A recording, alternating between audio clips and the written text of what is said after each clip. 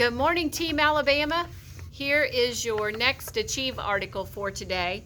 The article is called A Legacy of Service. Please do your before reading poll, and you are going to go to A Legacy of Service. Do the before reading poll.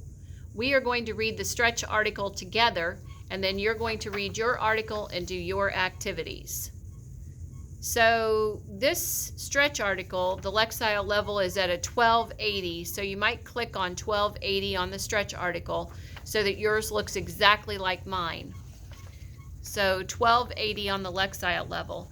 And the vocab that we're going to encounter today is adulation. That's extreme admiration or praise. So adulation is a lot of praise for doing something great. Heinous. Heinous is your next word. Heinous is very bad or evil, deserving of hate or contempt. That was a heinous crime. You'll often hear somebody say that. A terrible crime, a very bad and evil crime. Noxious. Noxious is the next word, and that's physically damaging to living beings. It's physically damaging to living beings. Noxious. Okay, a legacy of service. New York, New York. Pete Carroll was looking through his third grade yearbook, and everyone put what they wanted to be when they grew up. And he told the New York Times all the other kids put NFL player and stuff like that. Mine was firefighter. Carroll's known he wanted to be a firefighter since he was 7. That's how old he was on 9/11, the day his dad ran towards the Twin Towers. Carroll's father was one of hundreds of firefighters who died helping others that fateful morning of September 11th, 2001. Terrorists had crashed 2 hijacked airplanes into the towers, which were part of New York City's World Trade Center and the hub of the bustling financial district where thousands of people went to work each day. The heroic efforts of the city's fire and police departments and other emergency services helped 25,000 people escape before the buildings collapsed. But the heinous attack shook the nation, killing 2,753 people, including more than 400 first responders.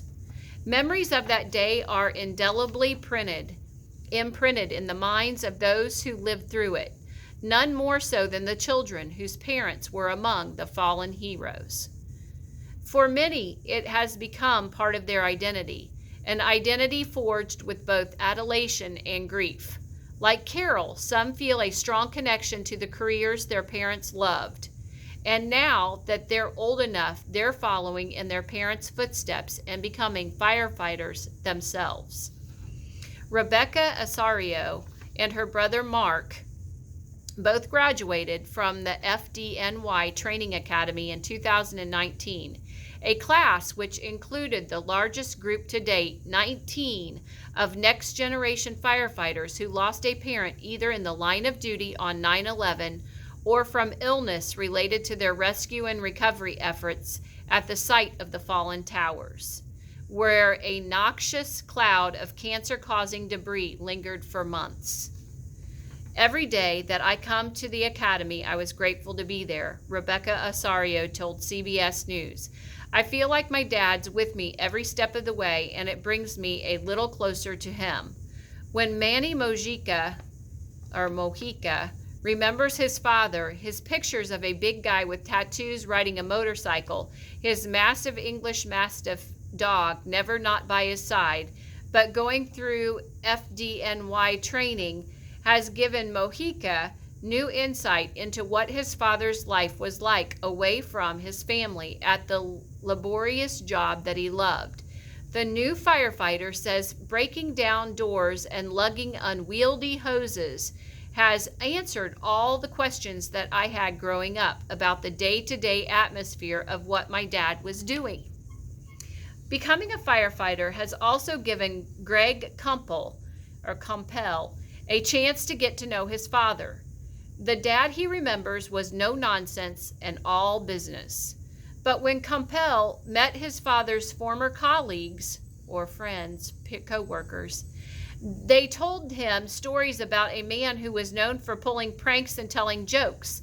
Their memories and the opportunity to walk in his dad's shoes have helped Kumpel form a bond with his father, something that he's been longing for his entire life. But joining the FDNY is more than a chance to get to know the parents they lost. Those who took the fire department oath were drawn to the job because they want to serve others. FDNY firefighter Scott Larson was just 4 years old when his father made the ultimate sacrifice on 9/11, and for as long as he can remember, he wanted to help people too. As firefighters, the sons and daughters of 9/11 rescuers are not just becoming heroes themselves, they're continuing a family legacy of services and bravery. They've chosen to run toward danger instead of away from it, just as their parents did before them. What better way to honor their parents' memory? Okay, that is it for the stretch article, A Legacy of Service, and that's at 1280. Go ahead and you are going to read your article at your Lexile level, and you need a 75% or higher on the first time through. See if you can do that.